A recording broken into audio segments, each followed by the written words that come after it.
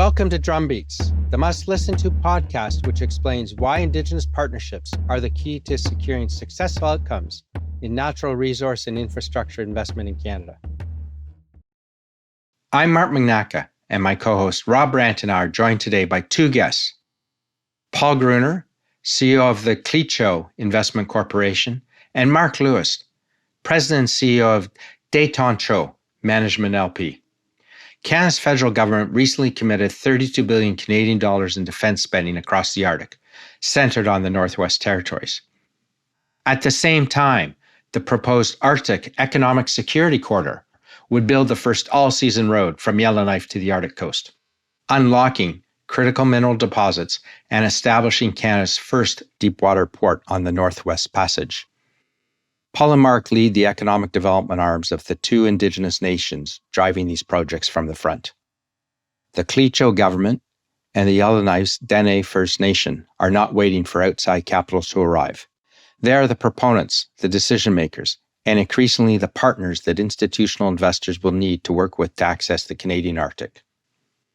Well, Paul Gruner, CEO of Clecho Investment Corporation, and Mark Lewis, President and CEO, Det'on Management LP, welcome to a very special episode of Drumbeats, live or on location anyway, from the London Stock Exchange. Yes, Thank welcome. you for being here. Yeah, thank you very much. Yeah. You were at the summit yesterday. You had a great panel discussion in the circumpolar frontier, which we had to name that because people would say, well, that's just the Arctic, but no, it depends where you are in Canada. And Canada talks about north and south. So I guess you're in the northern part of Canada, gentlemen? I'd like to think so. Yeah, I would say definitely there's not a whole lot more further north you can go, but yeah, when you talk about the north, the way I look at it is when I moved there 18 years ago, people would talk about, oh, we're going south for the weekend, and my thought was, oh, you're going to Cuba or Florida, but it's no, we're going to Edmonton. So that shows the level of winter, that right? It shows the level of northernness there when south is central Alberta. Yes. So yeah. Yeah, but I mean, I think we still live in what we would consider to be a cosmopolitan area. You've got an all-season road, right? You got a lot of those communities, whether you be in Nunavut or parts of NWT, that they deal with seasonal access, fly in, fly out. And NWT is Northwest Territories. Northwest Territories. That's correct, right? So Tell us a little bit about the nations that your companies represent. Det'on group of companies. We're the economic development arm of the Yellowknife's Dene First Nation. So their traditional territory in the Northwest Territories encompasses Yellowknife, which is the capital, and then kind of north from there. So the First Nation is a relatively smaller First Nation. It's about 1,700 members kind of total spread throughout the world.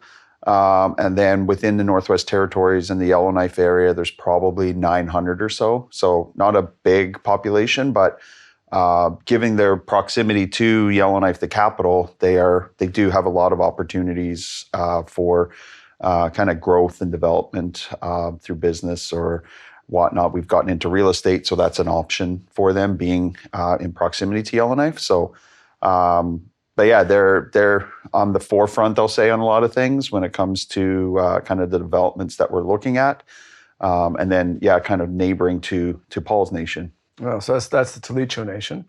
So we're located outside of Yellowknife. We've got 4 communities, 2 of which have all-season road access, 2 that are seasonal. A bit of a larger nation than what Mark has at about 4,500 members. And another differentiating factor being that we're a settled nation.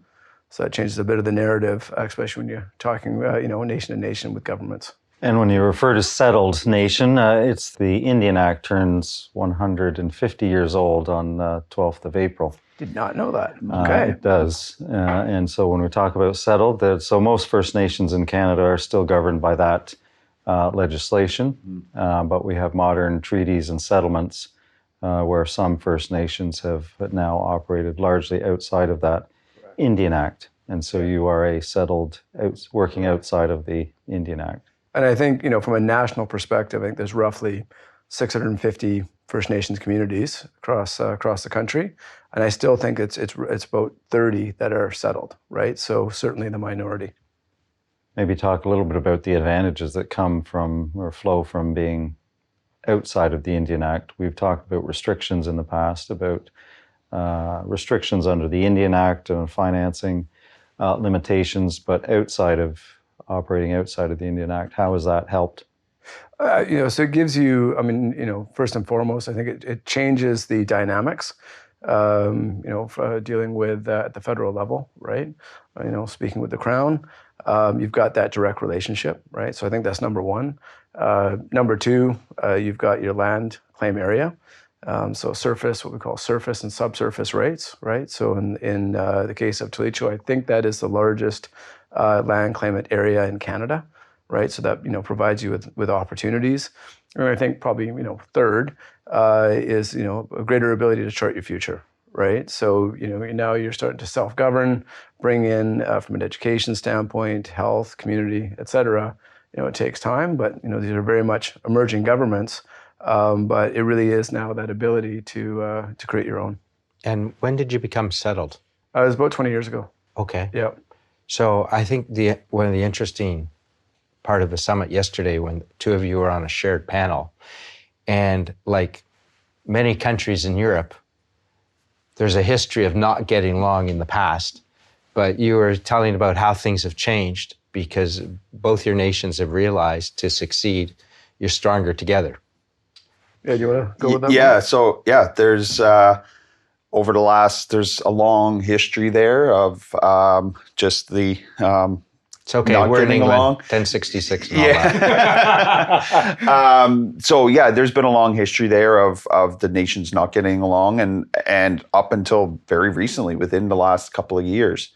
But now you are seeing those nations, and not only our nations, other nations throughout the North, coming together with that goal of maintaining a lot of the benefits in the North. So not having Southern companies come in or Southern groups. But it's as we see a bit of a downcline or a downturn in the NWT economy with the closing of the diamond mines, which have been around for 25, 30 years and have sustained. They were game changers at the time. They were game changers. And I, for our organization, we do a lot of work with the mines, and it's been that relationship and that with them that has allowed us to kind of grow to where we are today. But with them coming to their sunset, we just had the first of three who they were at the end of their mine life. They produced their last ore 3 weeks ago now. So, so with the realization there, and there's 1,000+ people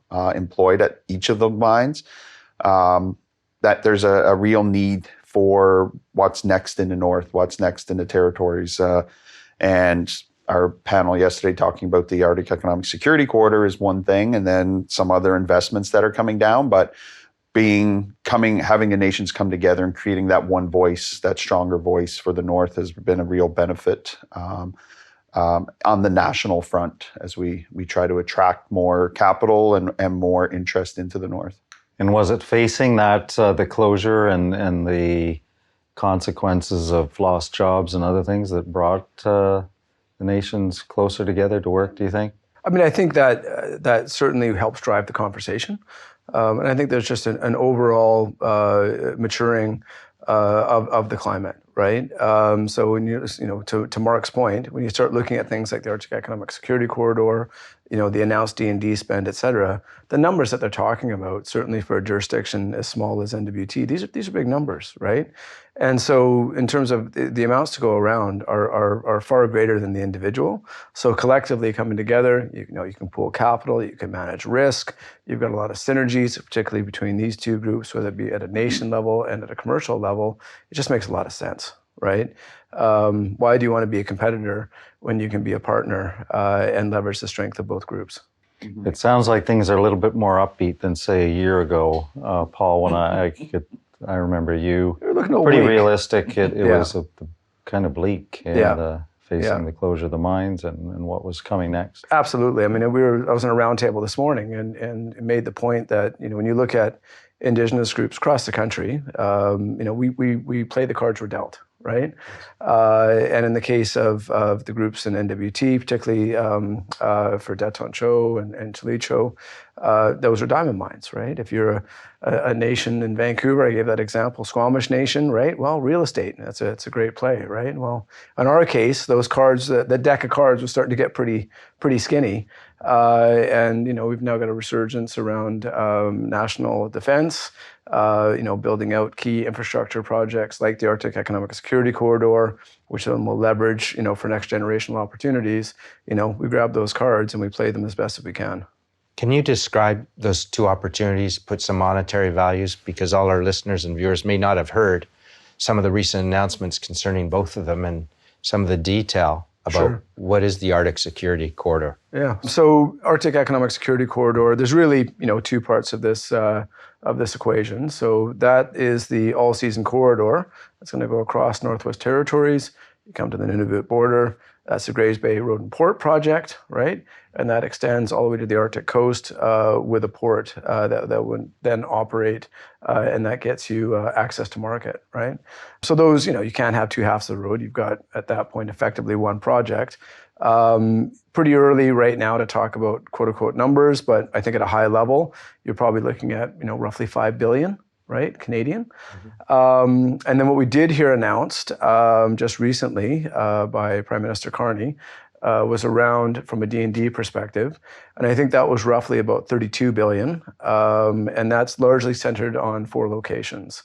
So that's Inuvik, which is a northern location in Northwest Territories, Yellowknife, Iqaluit in Nunavut, and then Goose Bay. Right, and when you think about some of those jurisdictions, again, going back to Northwest Territories at approximately 40,000 people, just in Nunavut and Yellowknife alone, that's probably going to exceed 12 to 15 billion between those two locations. That is a significant amount of money you're talking about from a per capita standpoint, right? And over a short period of time. Correct. Like we're talking. What's the time frame? We're talking 10 years max. And when you look at Diavik, which it's closed, the diamond mine, they've been operational for 25 years. Wow. Their spend over that 25 years has been 7 billion in the territory. So when you look at it that way, it's a significant amount of money that's going to flow into the territory in a short period of time. So again, some of our listeners and viewers might be a bit surprised. So I'll ask you this question today. Russia's a northern country. Sweden is. Finland is. Alaska, part of the States, right? What happened with Canada? Because all those places I've never thought Alaska was behind the game in terms of the investments. Certainly Russia hasn't been. Throughout their history, whether it's Russia or the Soviet Union, the North was invested in. Finland, I know many Finns and Swedes, not only all great hockey players, but they've got very successful economies. And Greenland. I've even heard Greenlanders come to the north of Canada and think, jeepers, you guys are like 50 years behind us. What happened? I think it's just been a lack of interest in the North from a national perspective. No spending kind of over the history and stuff like that. And it was almost the forgotten territory, like the forgotten area. Whereas now, with the change in geopolitical around the world, we're seeing that focus on the North. There's a realization that, well, we should have been doing this 20, 30, 40 years ago, but now it's front of mind, and I think it's the big thing. It's like your house. If you don't do that consistent maintenance over time, you're going to get hit with a big bill kind of when you need to go and replace your roof and all that kind of stuff. So to me, it's that same thing. There hasn't been that consistent maintenance or capital and upkeep into North when it comes to infrastructure. And now we're at a critical time where it's okay. We're going to have to put a lot of time and energy and money into it to get it back up to, as you said, Russia has been investing money for years. And you look at their like deep water ports, like Grays Bay. Canada has none. Grays Bay would be the first, whereas Russia has 11, 17 or something. Deep water port. Yeah, And we're a 3-ocean country. Yeah. exactly. Well, and I've made these points before in other presentations. I think some of that being driven by around just, where your population is located, right? So if you look at, I think the stat is 80-90% of Canada's population resides within about 200 kilometers of the U.S.-Canada border, right? And exactly to Mark's point, well, where are your votes? Where's your trade corridors? You've got the United States being 10 times the population of Canada. It's natural, right? That's an easy place where you're going to do trade. It's easy. You've got a population that wants the goods, et cetera. Well, now we've got a need to look at new opportunities, et cetera. And now the Arctic, the northern locations, they're not the easiest place. It's not like building in southern Canada, right? Well, now there is a need to go and build that out. And what is the need other than trying to get access to a port? I can understand. What other benefits of the economic security corridor? It's what will you link up? Well, so I think we could talk about dual infrastructure. So you talk about things like from a sovereignty perspective and building out access to the Arctic, et cetera. But I think Russia is a great example, right? You've got two large countries being Canada and Russia. Roughly 35% of Russia being the Arctic, 40% of Canada being the 3 territories. But this is where we start to diverge very quickly, right? When you look at Russia, about 15% of their exports come from their Arctic and about 7 to 8% of their real GDP. The 3 territories in Canada represent about 0.5%. So not only do we have an infrastructure gap, to Mark's point, you now have the step function to overcome, but we also have that GDP gap or that productivity gap that we talk about. And I think the Arctic represents once we come over the infrastructure, and now we can start playing catch up in terms of productivity. And the other part too is when you look at, to your point, Rob, about what's next is critical minerals. And that's where the North, Canada has released their critical minerals, like their top 30, whatever, it's 30 something. The North has 27 of them within the territory. But relying on gold and diamond mining over the last 50 years, you can basically put the product in your pocket and walk out, and that's how you make your money. Whereas these critical minerals, it's hard metals, it's infrastructure intensive, and we don't have the infrastructure to access that now. So again, if we looking at building this road, a big focus is, okay, where are the minerals to? What access can we get to then get them, as you said, up to north to tidewater or south to rail and get them to market? So that's where a lot of the drive is coming from as well with the road. So let's talk about the road, because again, we're a big country and we're talking about the road. It is the road in the north. Yeah, it would be well, the road. I guess I shouldn't say that, because there actually is 2 significant road projects that are taking place in the north. There's the Arctic Economic Security Corridor, which would go from the Yellowknife area to Grays Bay, but then there's also the Mackenzie Valley Highway Project, which would go kind of up through the middle of the territory, through the Satu, and then connect up into Nunavut in the north of the territory and to the Arctic Ocean that way. So there actually is 2 major road projects, but again, it's linking the territory and getting access to resources for the future, basically. But I think I just want to touch something really quickly, Rob. Like from a comparative standpoint, you look at Yukon, right? And Yukon has out of their various communities, 1 community that's fly-in only, where Nunavut is entirely, NWT is approximately 50%, right? Well, the major backbone infrastructure in Yukon is the Alaska Highway, right? Which goes from northern BC through Yukon and to Alaska, right? So you say, well, why doesn't Northwest Territories and Nunavut have that same level of infrastructure? I think it's really important to note it wasn't Canada that actually built the Alaska Highway. That came out of World War II and a necessity for the lower 48 to be linked to Alaska. It was the Americans that came and built that infrastructure. In about 3 months, I think, they built that. A pretty short period of time. We've changed how we do things, but exactly to your point, there was a will and desire at that point in this a national imperative, but it wasn't actually Canada that built that infrastructure.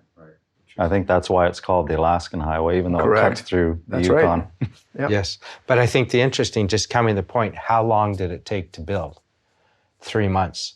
So even when you look at the timelines we're talking about now, and over 10 years, that's great because it's compressed to the 25 years about how that money will flow. I still think there's a challenge for the country, for all Canadians. We have to get things done quickly because we have rested on our laurels or haven't thought about the world we live in, and our world's changed relied on radically. others. Absolutely. And now completely. we need to bring it home and not have that reliance on the outside and do more of it ourselves. So yeah, there is that push for speed and quickness to get these projects underway and completed. Right. And First Nations, do they help with that or hinder that? That's the question people ask. Well, I think, we've got a unique opportunity, particularly with Northwest Territories and Nunavut. So starting with, it's a co-managed process in those two territories, right? On the permitting side. On the permitting side. What does that mean? Well, that means that you've got already communities, Indigenous groups, et cetera, that are already part of that process and driving that process, right? Okay. And now, in our case, particularly on the Northwest Territories side, with the Arctic Economic Security Corridor, you now have, the Yellowknife, Dene First Nations and Tlicho coming together as proponents. And so, to your point, that will drive the timelines and should expedite. Yeah, because it's not they're, and I think I said this yesterday, they're not just a seat at the table, they're the head of the table now. They're the ones who make the decision. Where does the routing go? How do we do this? So they are the main group, whereas before they would just be consulted or whatnot. Now they are the decision makers. And because they want to get it done. Correct. The issue has never been they don't want to get things done. It's they want to be part of the process. Exactly. And not just... And now they're in the driver's seat and can, And that's, I think, what's a big piece of this? These are not new projects, right? I've made this point before. If you look at the existing highway infrastructure in NWT, you've got the highway, all-season highway that goes to Yellowknife, and then you've got another stretch of about 70 kilometers, I believe, that goes beyond Yellowknife and literally ends in a lake. And there's a sign, and at that point, this is where your ice road begins in the winter, and that's your infrastructure that goes to the diamond mines. But that road was not built for the diamond mines. That actually came from the 60s, which really was the start of the roads to resources that would eventually go around the lake and into Nunavut and beyond, right? So we're just picking up where we left off 50, 60 years ago. And the other point, I didn't make it yesterday, sorry, just talking about winter roads and ice roads. So where Paul talked about that road goes to the end, for 2 months a year, there's a 300-kilometer ice road that goes to the diamond mines. So that's been built every year for the last 25 plus years at $25 million a year. So it's a $25 million thing, and it melts every year. 25 So the thing now, in hindsight, is always 2020. But it's like, well, why wasn't that money put in an actual road built there when these mines were started? So yeah. Give you a little bit of context. Yeah, we could go on. I wish we had more time, but I want to say thank you, Nyawa, for your time. Thank you for making the journey to London and bringing the story. And it's a lot more upbeat than it was Absolutely. A year ago. Really exciting time. So looking forward to having you back. And Nyawa, again. Yeah, appreciate it. Thank you very much. Great to have you. Yeah, and I think Mark and I are committed. We'll see you again next year. Excellent. Well, we'll do it bigger and better next year. Thank you to Paul Gruner and Mark Lewis for sharing their insights with us. And thank you for viewing and listening. Be sure to share, subscribe, and leave a review on your favorite podcast channel. Thanks for listening to Drumbeats. Until next time.